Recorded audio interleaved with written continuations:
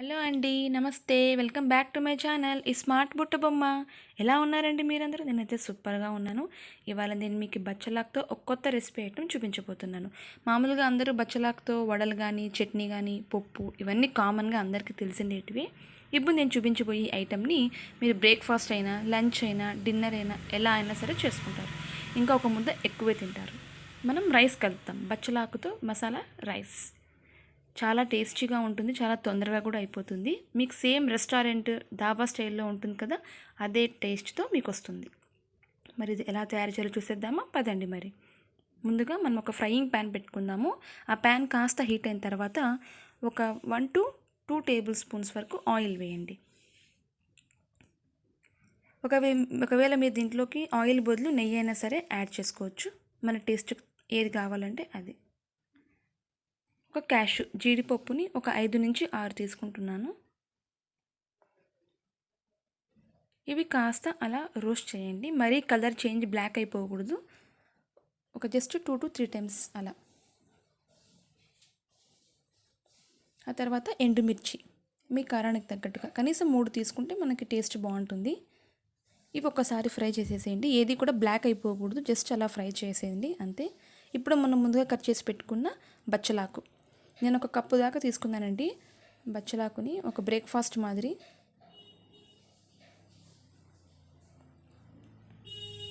మనం బచ్చలాకులో ఉండే వాటర్ అంతా వెళ్ళేంత వరకు అలా కాస్త మనం వేపుకోవాలి. దీంట్లో ఉండే మాయిశ్చర్ ఉంటుంది కదా, అదంతా కూడా వెళ్ళిపోతుంది.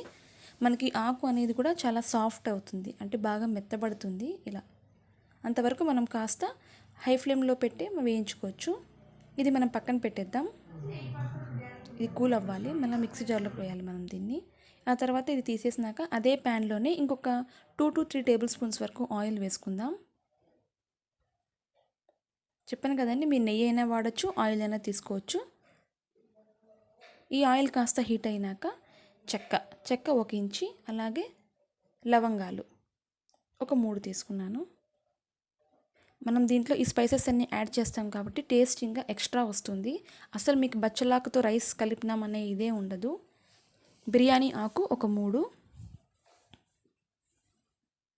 మీకు ఎక్కడ స్మెల్ కానీ ఆకు పసరు వాసన కానీ అలాంటిది ఏమీ ఉండదండి. చాలా బాగుంటుంది.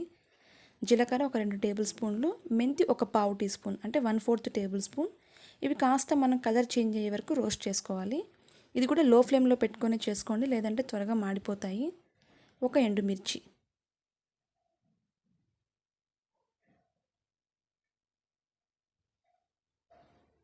అసలు మనం ఇది టేస్ట్ చూశాక బచ్చలాకుతో చేసినామా అని మనకే అనిపిస్తుంది. అంత సూపర్ టేస్ట్ ఉంటుంది ఇది. మనం చిల్లీ తీసుకుంటాము, గ్రీన్ చిల్లీ. ఒక 3 గ్రీన్ చిల్లీని అలా మధ్యలో కట్ చేసి తీసుకోండి, కారం బాగుంటుంది. ఒక కప్పు ఆనియన్స్ చిన్నగా కట్ చేసుకొని ఇవి కాస్త మనం ఫ్రై చేద్దాం. గోల్డెన్ కలర్ రావాలండి ఈ ఆనియన్స్ అనేవి. కాస్త మెత్తబడి కలర్ చేంజ్ అవుతుంది. అంతవరకు మనం ఒక 2 సార్లు ఇలా ఫ్రై చేద్దాం.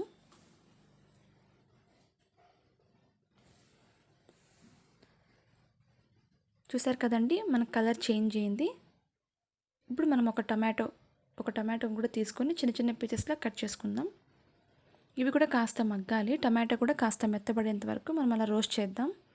చాలా కలర్ఫుల్గా ఉంది కదండి చూడడానికి, స్మెల్ కూడా చాలా బాగుంటుంది. ఇది కాస్త మెత్తబడింది టమోటా. ఇప్పుడు